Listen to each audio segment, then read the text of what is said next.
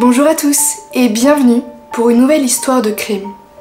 Aujourd'hui, nous allons parler de l'histoire de John List, qui aurait pas mal inspiré et aidé le propre meurtre de la famille Dupont de Ligonnès. Si tu es prêt pour cette histoire, let's go!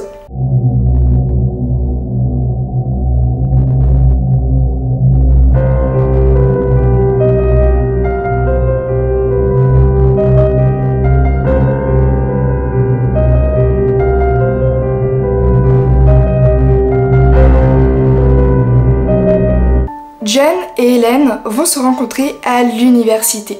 Ils vont beaucoup fricoter ensemble et un jour, Hélène va annoncer à John qu'elle est enceinte. John, qui est très croyant, qui est pratiquant dans la religion protestante, va alors devoir épouser Hélène, car dans sa croyance, c'est une obligation de se marier lorsque tu mets enceinte une personne. Sauf qu'après le mariage, quelques temps après, John va apprendre que Hélène n'était pas du tout enceinte. Mais quelques années après, John va alors avoir avec Hélène 3 enfants. Nous avons Patricia, 16 ans, John Jr., 15 ans, et Frédéric, le petit dernier, qui a 13 ans. Il faut savoir que John List est comptable, mais il a un fort tempérament à être ultra franc avec ses employeurs. Ce qui néanmoins ne va pas être très agréable pour les employeurs qui vont vite virer John à chaque fois. Donc John va à chaque fois repostuler pour retrouver un travail. Un jour il va voir l'annonce d'une banque qui recherche simplement un vice-président au sein de son entreprise. Évidemment, John va sauter sur l'occasion et tout simplement postuler au poste. Ça va être une réussite puisqu'il va obtenir le job. La famille va alors emménager dans un manoir à Wellsfield, là où ils habitaient déjà. Et ce manoir-là s'appelle Breeze Knoll. C'est le manoir le plus cher de toute la ville et il dispose de 19 chambres. Par rapport à ce prêt-là, il va quand même demander une partie à sa propre mère. Cette dernière, en échange, va tout simplement lui demander d'avoir le 3e étage pour elle toute seule pour finir ses vieux jours, car elle avait déjà 80 ans et c'était son fils unique. Malheureusement, avec le comportement de John vis-à-vis de ses employeurs, ça va un peu mal tourner au niveau de sa société et il va être viré 1 an après. Malheureusement, il faut quand même payer le crédit du manoir qui est très cher et qu'il rembourse sa mère. Du coup, il ne va rien dire à sa famille sur le fait qu'il a été viré. John va tomber en totale dépression car toutes ses économies sont parties dans la maison, en plus du prêt et en plus, comme je vous l'ai dit, de rembourser sa propre mère. Mais la faillite totale et tomber dans la pauvreté, c'est clairement un péché pour un protestant, ce qui va énormément l'humilier, donc c'est pour ça qu'il ne va rien dire à personne. Alors, pendant 5 ans, il va faire mine d'aller travailler, il va trouver quand même des petits jobs pour essayer de s'en sortir, mais à chaque fois, il est tout le temps viré. Du coup, il a décidé au bout d'un moment d'arrêter tout ça et de simplement prendre le petit déjeuner avec sa famille et faire semblant de travailler en errant dans son ancien quartier où il travaillait. Du coup, pendant tout ce temps-là, comment il fait pour vivre et pour payer tout ce qu'il y a de nécessaire pour sa famille? Tout simplement, en même temps qu'il erre dans la ville, il s'amuse à piocher dans la réserve d'argent de sa mère. Cette dernière ne regardait jamais ses comptes bancaires et rappelons-le, nous sommes en 1970. En 1971, sa grande fille Patricia lui dit alors qu'elle veut devenir comédienne, mais sauf que ce métier-là, dans la tête de John, c'était vraiment une humiliation. Il ne voulait pas que sa fille fasse de cours de théâtre, tout ça, s'il ne le supportait pas. Hélène va tomber gravement malade et elle va aussi apprendre en même temps qu'elle est en phase terminale d'une maladie sexuellement transmissible qu'elle aurait tout simplement attrapée à la période de son université. Sa maladie sexuellement transmissible, je n'arrive pas à la prononcer, mais tout simplement elle s'attaque à sa peau mais aussi elle ronge les organes internes. Suite à ça, Hélène ne va plus du tout croire en Dieu, ce qui va énormément dévaster et choquer John, qui lui est un fervent fidèle à la religion. Pour John, ses enfants ne le respectent pas, sa femme est gravement malade, il est ruiné, il n'a plus de job. Pour lui, sa vie est une catastrophe et il a envie tout simplement de repartir à zéro. À ce moment-là, il organise un plan pour recommencer une nouvelle vie. Le 9 novembre 1971, John va emmener les enfants à l'école, puis après il va déjeuner avec sa femme. Il va même prendre son café avec elle, puis après débarrasser la table. Mais une fois que Hélène va avoir le dos tourné, il va sortir une arme et lui tirer une balle en pleine tête. Hélène évidemment tombe au sol. John va alors la mettre dans un sac de couchage et traîner le corps jusqu'à leur salle de bal qu'ils n'ont jamais pu décorer ni autre parce qu'évidemment avec la perte de son job il y a plein de choses qu'il n'a pas pu faire dans la maison dont décorer et meubler toutes les pièces du manoir. Il va alors donc déposer Hélène dans la salle de bal puis reprendre son petit train de vie habituel. Il va alors monter au 3e étage, voir sa mère. Sa mère, en le voyant arriver, va être extrêmement heureuse et va lui demander alors s'il veut l'accompagner pour prendre aussi son petit déjeuner. Évidemment, John va accepter en étant mignon avec sa maman et cette dernière va alors lui dire « C'était quoi ce bruit sourd que j'ai pu entendre ?» Et John va tout simplement lui dire « T'inquiète pas, c'est des portes qui ont claqué, c'est un objet qui est tombé. » C'est vraiment pas grave, ne t'inquiète pas pour ça. Sa mère, une fois le dos tourné, il va refaire la même chose. John va reprendre son arme et lui tirer une balle en pleine tête. Mais cette fois-ci, il va tellement pas être fier de son geste qu'il va simplement mettre une serviette sur le visage de sa mère pour ne pas voir sa tête morte. Suite à ça, et pendant que les enfants sont à l'école, John décide d'écrire des lettres. Je pense que ça vous rappelle un peu l'histoire de Ligonesse, qui lui aussi a écrit des lettres à la famille, aux proches, mais aussi à l'école. Dans ces lettres-là, John va alors dire qu'ils sont partis voir une personne de leur famille qui est tout simplement en mauvaise posture par rapport à sa santé en Caroline du Nord. Suite à ça, il demande aussi aux facteurs de ne plus déposer leur courrier ou de colis le temps qu'ils ne soient pas revenus de leur excursion. Il fait aussi annuler toutes les livraisons de lait et de journaux. Comme sa mère était morte, il a décidé d'aller à la banque retirer tout ce qu'elle avait sur son compte. Malheureusement pour lui, il ne lui restait que 2000 $. C'est à ce moment-là qu'il se rend compte que c'était peut-être un projet un peu prématuré de tuer toute sa famille pour recommencer seulement avec 2000 € en poche. Il décide alors simplement de rentrer chez lui, de se faire un petit sandwich et d'attendre tranquillement que ses enfants rentrent à la maison. Pour lui, c'était vraiment génial car à 13 h, l'école de Patricia appelle la maison pour prévenir John qu'elle est tout simplement malade et qu'elle doit rentrer. John, tout content, va aller chercher Patricia en voiture et une fois qu'elle va rentrer à la maison, il va simplement aussi lui tirer une balle dans la tête et la traîner jusqu'à la salle de bal. Frédéric, 13 ans, lui aussi va rentrer de l'école quelques temps après Patricia et lui aussi va se prendre une balle et rejoindre sa mère et sa sœur mortes dans la salle de bal. John Jr. lui était à un match de foot et son père est venu le supporter en l'encourageant devant toutes les autres familles. Il va même discuter tranquillement de la pluie et du beau temps, du match, de sa famille et du travail. Mais John ne va pas non plus échapper au sort de tout le reste de sa famille. Il va aussi prendre une balle dans la tête une fois arrivé. Mais malheureusement pour John, le papa, il ne va pas céder juste avec une balle. Il va alors lui tirer dessus 9 fois avant qu'il ne s'effondre et qu'il puisse rejoindre sa famille dans la salle de bal.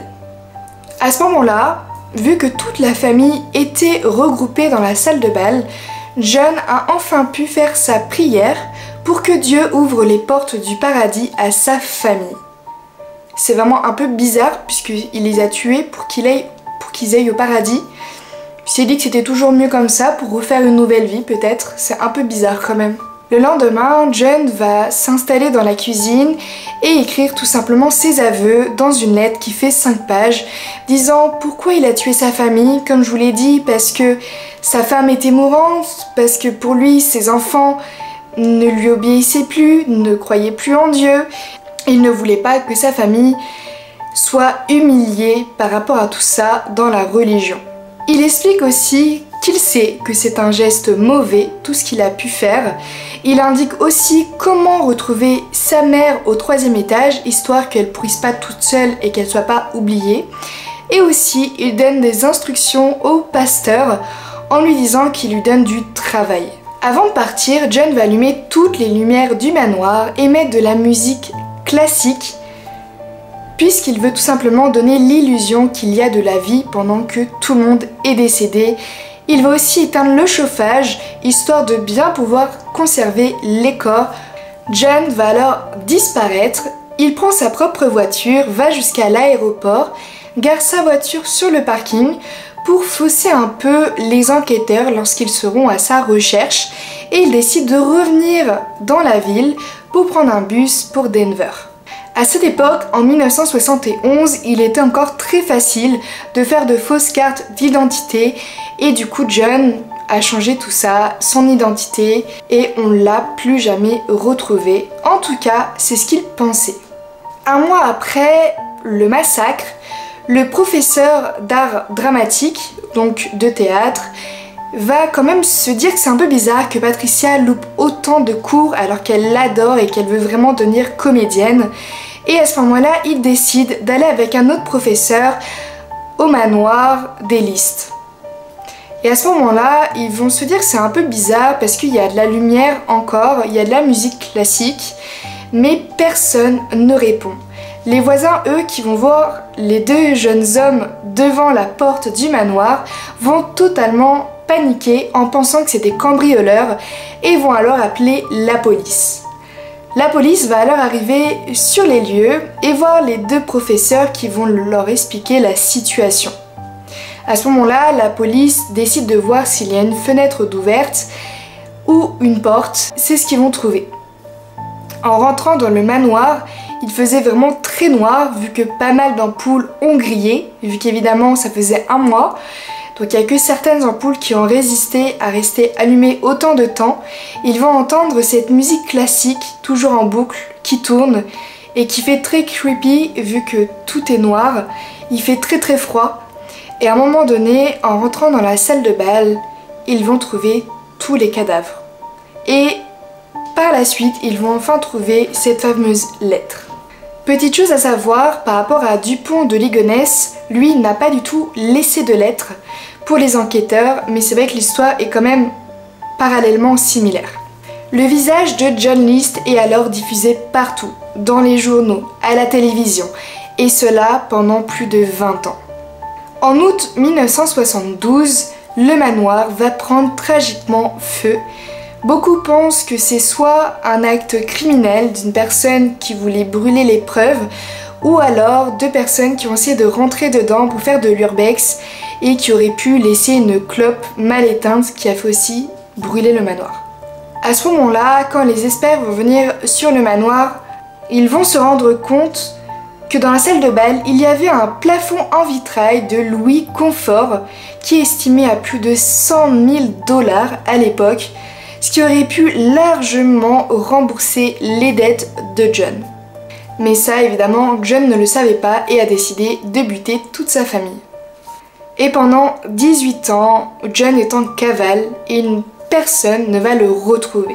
Une émission très connue aux États-Unis, Most Wanted, dont le présentateur est John Walsh. C'est un père de famille qui a perdu son fils, qui a été tout simplement enlevé, puis décapité, va alors s'emparer justement de cette fameuse histoire pour la remettre au jour et pour essayer de faire avancer les recherches. Par rapport à John Walsh et son fils Adam, je vous ferai une vidéo prochainement, donc c'est la vidéo qui sortira juste après pour vous expliquer toute cette histoire-là aussi. Il utilise alors son émission très populaire pour remettre au goût du jour cette histoire. Et il va alors aussi avec des sculpteurs faire le nouveau visage en sculpture de ce que pourrait donner le visage de John List actuellement. Cette émission est quand même passée auprès de 22 millions de téléspectateurs, c'est quand même pas rien.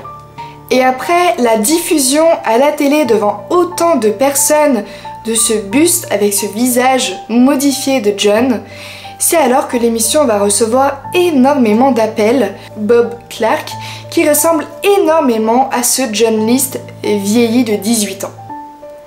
Cet homme-là s'est tout simplement remarié, il est aussi expert comptable.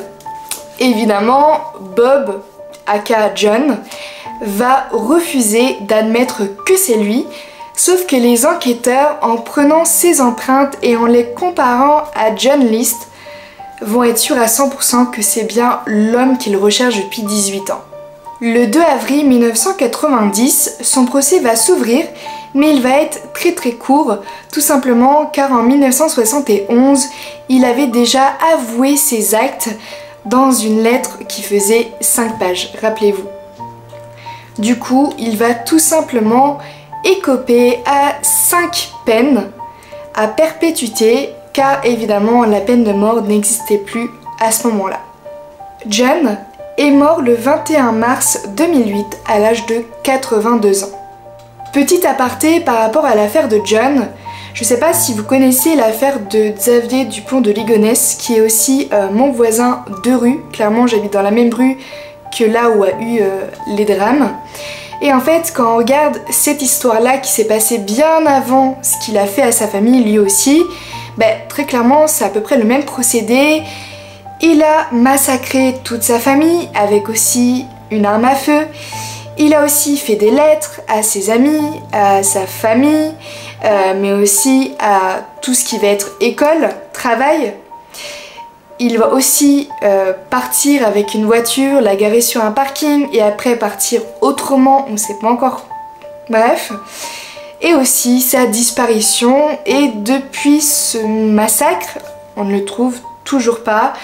Il y a vraiment beaucoup de choses qui ressemblent énormément à cette affaire-là, et c'est pour ça que beaucoup de spécialistes spéculent sur le fait que tout simplement, il a pu s'inspirer et aussi s'aider de cette histoire-là pour faire vraiment le meurtre parfait et ne jamais être retrouvé. Est-ce que vous aussi, vous pensez que peut-être 20 ans après, 30 ans après, Xavier Dupont de Ligonnès va être retrouvé à la John List? Est-ce que vous pensez vraiment que lui aussi s'est inspiré de cette histoire? En tout cas, j'espère que vous ne la connaissiez pas. Et moi, ça me fait très plaisir d'avoir fait cette vidéo pour vous aujourd'hui. J'espère que ce nouveau format, cette nouvelle ambiance vous met vraiment à fond dans la vidéo et que ça vous plaît encore plus qu'auparavant. En tout cas, nous on se retrouve mercredi prochain pour une nouvelle vidéo et comme vous l'avez compris, à ce moment-là, on parlera de Adam Walsh. En tout cas, moi je vous souhaite une bonne fin de journée et à plus!